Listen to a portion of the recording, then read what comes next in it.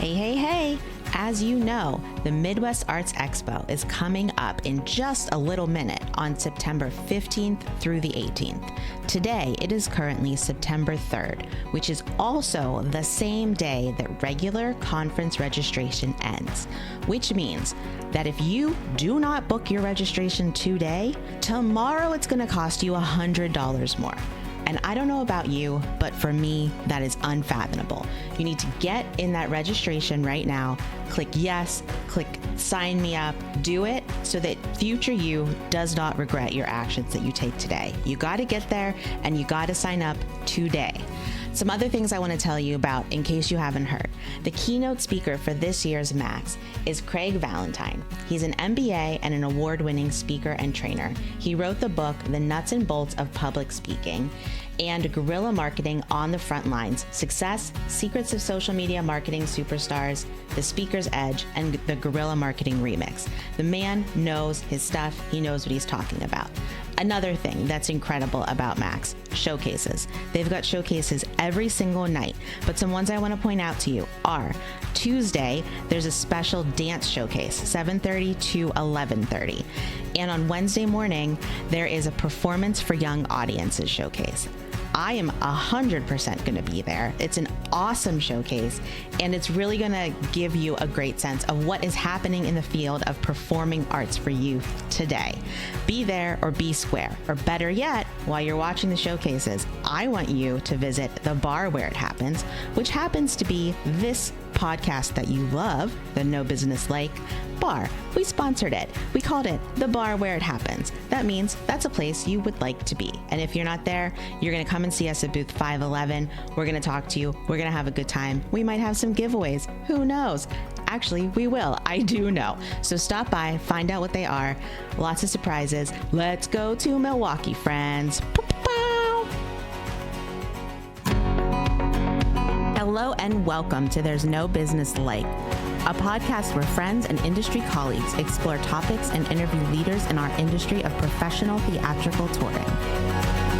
Hello, everyone, and welcome back to There's No Business Like. I'm Katie Miller with Michigan Maven Creative Associates, and I am here in the studio with my friends today. Danielle. Hey, it's Danielle Van Hook from the Alden and McLean, Virginia. Josh. What's up? It's Josh Benson rocking it from Marion, Illinois at the Marion Cultural and Civic Center. Kevin. Kevin Maynard coming at you from Tallahassee with opening nights at Florida State University. And we have a special guest on with us today, Kiersten. Yay!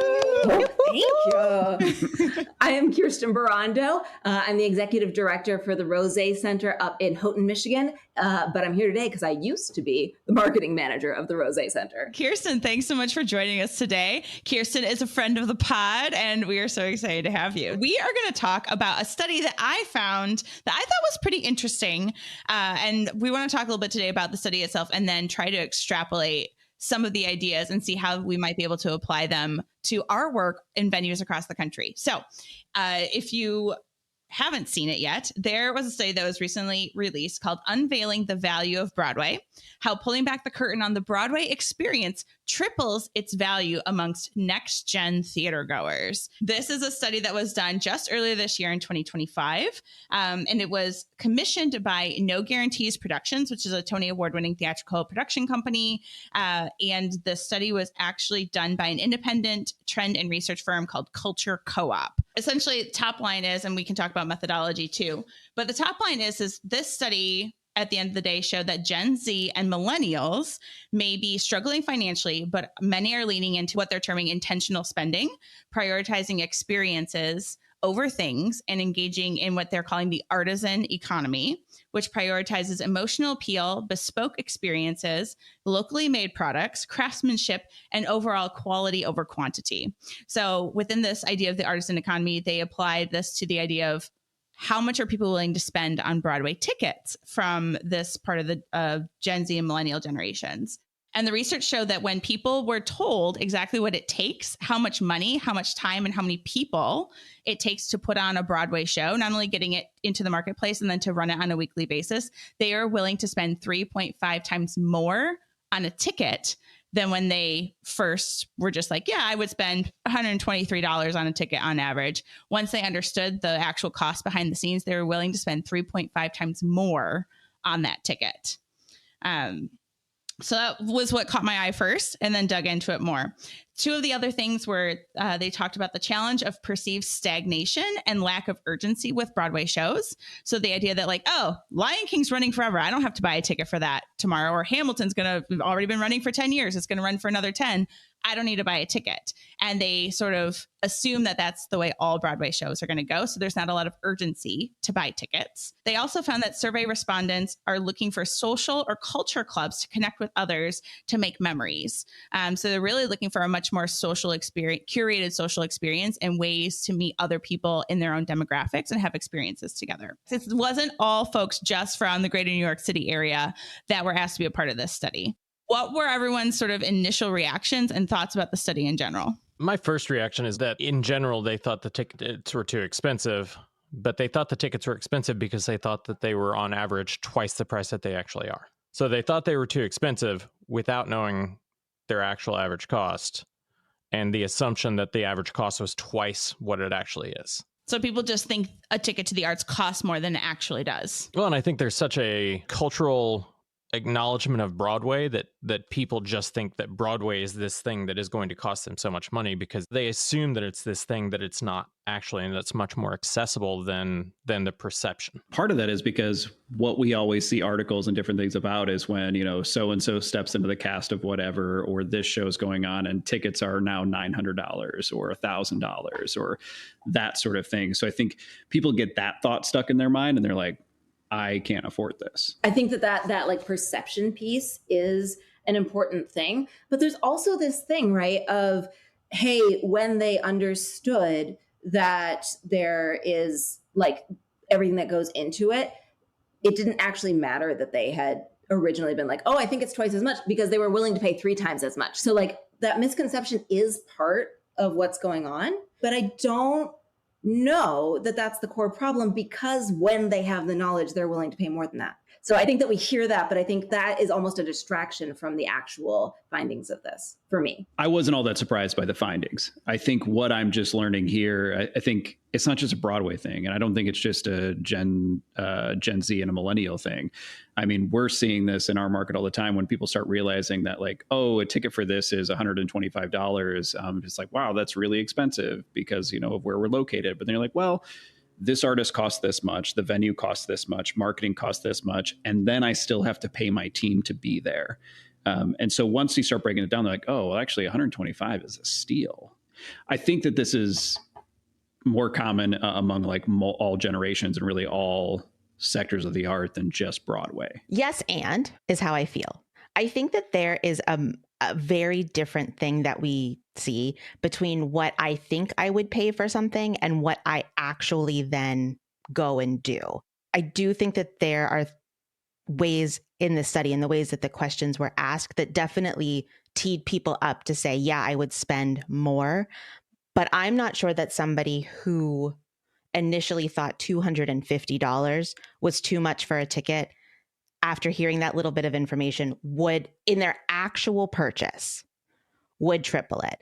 I think a lot of the findings that they got from talking to people and a lot of the other things that sort of like trickled down from that information is a lot more interesting and I think is a little bit more truthful.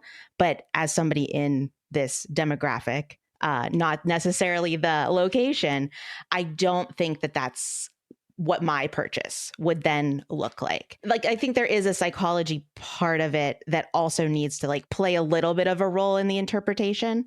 But I think the 3.5 number is striking, but also causes me a little bit of pause. Yeah, like I might understand why I would need to pay that much, but am I actually going to pay that much? And like later on in the study too, they go and talk about how like offering discounts like devalues the ticket and makes people think that, well, maybe it's not as good as, I might think it is. And like, I mean, and there's a psychology there as well, right? Where it's like, if I think somebody else is paying $512 for it, but I get it for $250. Now maybe I'm willing to pay more than my $100 ticket because now I'm getting a deal.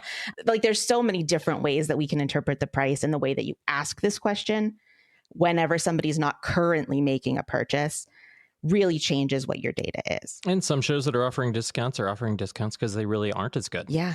Yeah, I am part of the group that would be making decisions in that way. And I will say, like, when I see something like that, right, like a show that's been running for a month and now they're like, and now you can get it 50% off. I'm like, oh, that seems bad. That seems like not a good situation. I also think, though, like this point of, hey, there's lots of different ways that you can be looking at this, and the way that these questions were asked, which I think is worth noting, right? So what they did was they asked one of 3 questions to each of the participants, and gave them like different context to be making the decision in. And so if I'm just like, how much would I pay this much?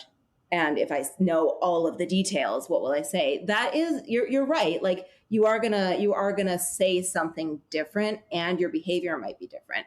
But than that, which is kind of what everybody has been circling around. But I also think maybe you wouldn't actually pay 3.5 times more now, but you might pay 1.5 times more now.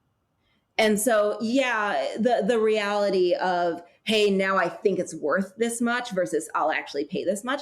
But if the way that we tell people about this, right, aligns closer with this idea of people understanding that value and people understanding those pieces that fit in with the artisan economy kind of way of thinking, then over time do we get there? And I don't know, maybe not, but I think that it maybe sets you on a path that heads in that direction, which is interesting. And something else that I just, as I was looking at this, it was interesting that they had, 75% of the people were in the tri-state area and then 25% were from elsewhere. And initially I was thinking that made it less applicable, but I actually think it makes it more, because when we as folks in the performing arts industry are thinking about how are we applying something like this to our own area, thinking about the people who live in the place where the art is happening is incredibly useful, even though what it means to be in New York versus what it means to be in the Upper Peninsula of Michigan, like my theater, is incredibly different. And the article or the study also highlights that it's not a content problem, it's a communication problem. Yeah. I think that that's an interesting designation, a way of, it's not necessarily what it is, it's the communicating about how we're getting everything they need to learn about this production before they read what the price is. So I think that was actually the biggest question I had when I first read the article and then dove into the study, was like this communication piece. Is that something that we think Midwest, Southwest, West Coast, across the country, if we communicated about what it actually takes to put on the shows that we are bringing to our communities or we're self-producing, do we think that sort of communication strategy of the behind the scenes amount of money, time, and talent it takes to put things on, would that actually result in people being willing to pay actually what we're charging, or being willing to pay more than what we're charging? And we could charge slightly more for our tickets. I don't think the communication problem is in, despite what the study says, I know what the study says. However, I don't think that the communication problem is in just what it costs to put it on. I think the communication problem is normalizing what ticket prices actually are. And the more articles that there are about major tours where it's the Eagles out on the road where the cheapest seat's $400, or where Taylor Swift is playing and people are paying thousands of dollars a ticket on, third party resale, the more coverage there is about reality of ticket prices to see major names, the more normalization of general ticket prices for any other show will be. I think that there's stuff that makes a lot of sense about that. I'm also there is the idea of, hey, normalizing things about ticket prices. There's also this part of the study that we've kind of barely touched on that I think plays off of some of what you're talking about, even though it is slightly to the side of it, which is this idea that a lot of how millennials and Gen Z are looking at things are about those experiences and building memories. And they were referencing emotional return on investment, right? A whole bunch. And yes, this is what these tickets cost. So like normalizing that component, but also looking at it as leaning into that memory piece, that core memory part, that idea that when you're in a time of hardship or struggle, like that's a direct quote from one of the people I think in the study actually, but like going through and looking at what value do you place on connecting with other people, on having moments or hours together with people who matter to you that are full of joy and the shared experience that you then take with you for the rest of your life and you call back to, right? Everybody's got somebody in their world that they've heard talk about, like seeing the Stones or seeing the Beatles. I've heard a story about somebody going and seeing the Beatles and they didn't hear them at all. They only heard the crowd screaming, and people have different responses to that, right? There's people who are like, and I don't know why they were doing that, and I wish they would have stopped. And people who are like, and I was right there with them. But that's the thing, is that if you look back at what it meant to be at one of those concerts, how could you say that isn't worth some amount of money, right? Like that's the point. Yeah. I mean, I think you're absolutely right that there is definitely a connection between how much people are willing to spend on a performance and that emotional response that they think that they're going to get to it. And Josh, I see where you're coming from on that, is like normalizing that cost. I think where people are going to differ or maybe disagree on is, I think for people maybe outside of the industry, is that they're not going to make the connection between a Taylor Swift sort of experience and, frankly, like what most performing arts centers are bringing in outside of those big shows. And so I think that there's that perceived like that difficulty there on that. I think sort of like circling back to, kind of your question, Katie, I do think that the more people know what things cost, that they may not be willing to spend more, but I think they would complain a lot less about ticket prices if they knew, honestly, just how thin some of our margins are to make these shows work. And honestly, like how much it's being subsidized by some sponsors and donors to make something like this happen in a lot of our communities. Yeah, I think it could be the difference between a $55 ticket and a $75 ticket. When you have tiered pricing, like people might be willing to spring for the $75 ticket if they really have an understanding that $20 is going to help the bottom line, and I'm not talking about the $400 or $500 ticket shows. Like the stuff that we're putting in our performing arts centers every day. Like you're saying, the margins are so thin, but it takes so much to bring those shows in and put them on. But we talk all the time about how pulling the curtain back helps bring people into the show, of the like behind the scenes before the show starts. And I think that we're also just so socially ingrained into like, well, we don't talk about what our salaries are, or like, we don't really talk about the money part, right? In a lot of other kind of ways, that the idea of pulling the curtain back on what it takes to get it all there, or like the time, like the staff time, right? All of that translates into money, like eventually, like I do think that we are kind of socially conditioned to not talk about it.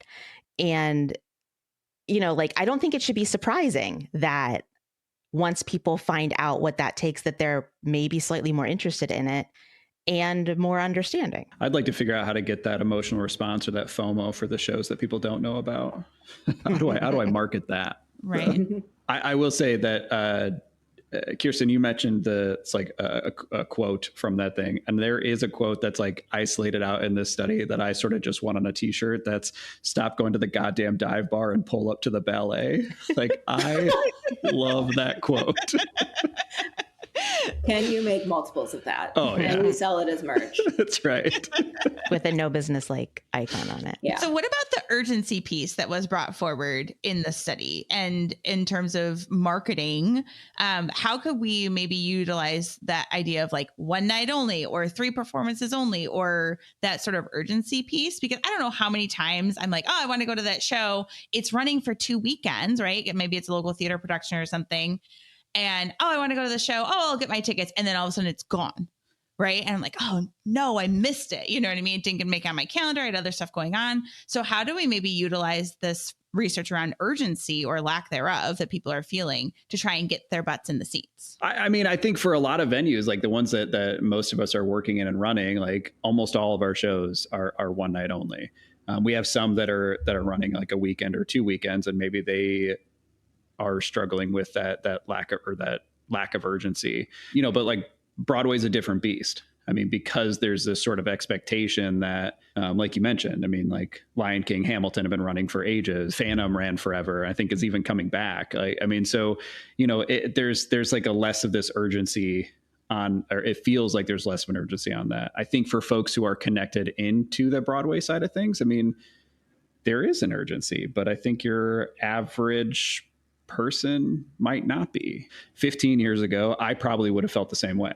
That like, oh, this will be here forever. Well, and I do think that Broadway is using the celebrity names to increase that urgency of like Sadie Sink is only going to be there through, I think, September or something, right? Like Joe Jonas is not going to be on Broadway. Who did you forever. Just say? Get with it. Get with the times, Kevin. I know Joe Jonas. Who? Sadie Sink? Yes. You don't know Sadie Sink? Am I old? Yes. The jeans? Yes. Desperately. Yeah. Somebody fill Kevin in. Benson, do you know who this is? And Josh. Okay. I was like, Listen, I still haven't made it to see her, and I'm mad about it. But the show with Sadie Sink, and that show isn't doing blockbuster numbers. The show with Denzel Washington did blockbuster numbers. Sure. But were as many people going to see maybe Happy Ending if Darren Criss wasn't the lead? I mean, he left and he's coming back in. But I just mean, like, did that help address that urgency factor of it? maybe for some. Yeah, maybe for some. Somebody that did kind of what we're talking about was Sunset Boulevard did this, where they had one of the Pussycat Dolls in the lead. But then they had like Mandy Gonzalez come in and do like one night only. I think a couple times is that how they did it. And they had like different people who were Broadway names come in and do these one night only things. And for people that are coming from out of town, they're coming because they want to see the person who's headlining the show that everybody knows. And then the way that you keep New Yorkers coming. So how do you get that's if you have this longer run? I mean, it's also how O'Mary is staying on Broadway right now. Absolutely. Like bringing in different sets of actors that are like appealing to different sets of a population that would go and see that show.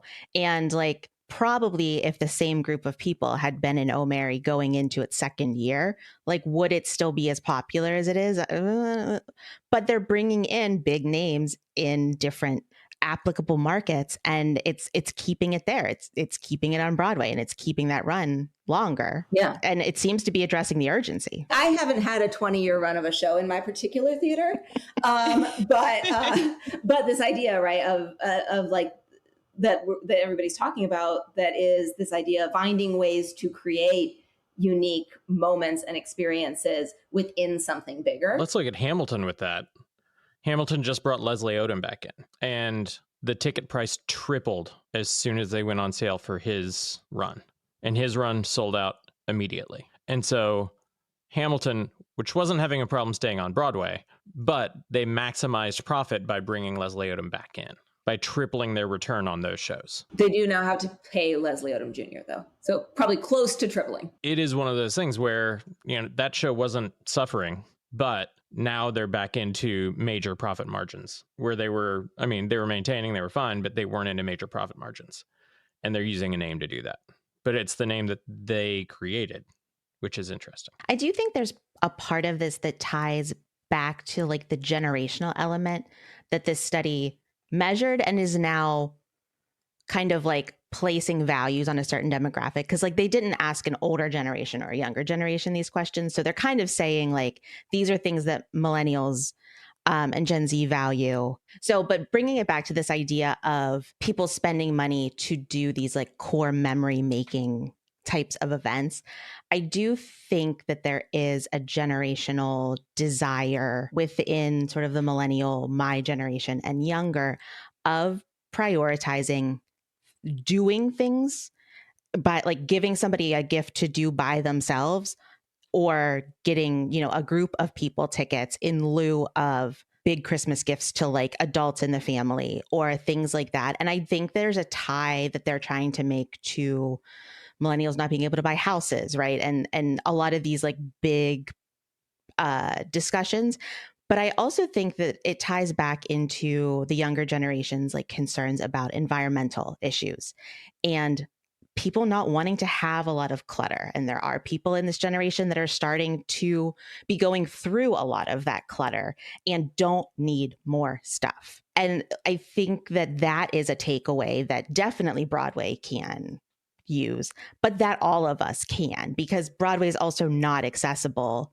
It's very accessible to me. It's way less accessible to you all. Well, and they have this little call out here in the study, live experience motivations.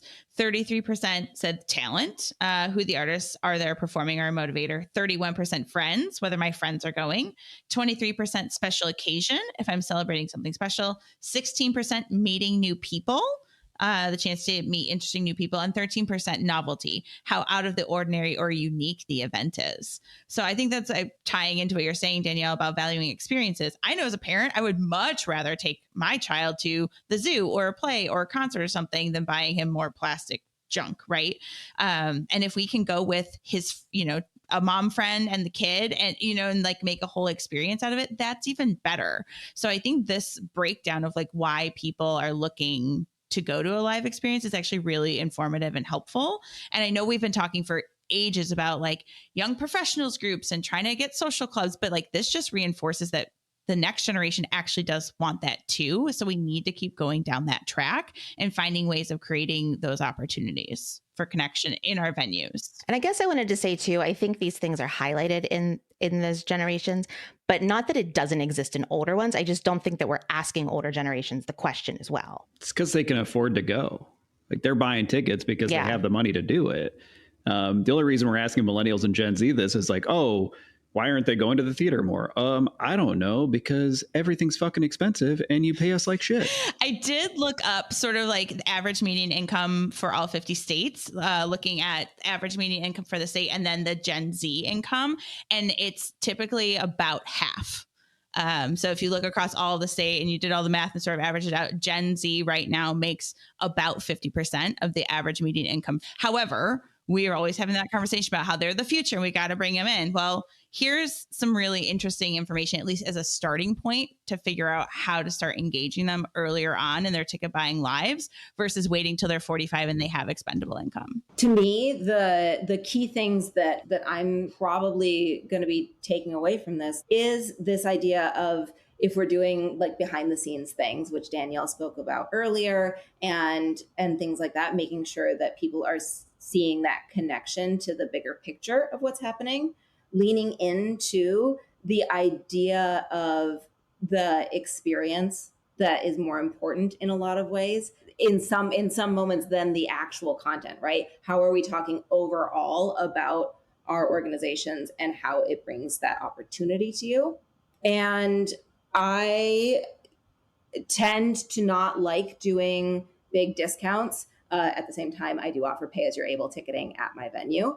But it's because I've found that when people believe that what they're coming to see has this value beyond what we're necessarily charging that they do, and that if you can't, then you still should be coming to theater, having these experiences if you want them. And so kind of like, how do all of those pieces fit together as we look at bringing more Gen Z and millennial theater goers? Because the study, something that we didn't touch on, it actually was in the article, was that they were saying that 53.1% of the Broadway audience in the 23-24 season was Gen Z and millennial. So it's not just like an up and coming generation, despite what the financial reality is. It is a very significant part of the national audience. And I will say it is a lesser part of my personal audience, but I think that speaks to something that I think is worth noting. Well, Kiersten, that is a great note to end on. Thanks for bringing that forward. We were so glad to have you with us here today on the pod. Thanks for making time in your busy schedule. Thank you all for joining us for another episode. We are glad to have you with us, and hopefully you'll join us again next week. All right, everyone. Thanks for listening to There's No Business Like.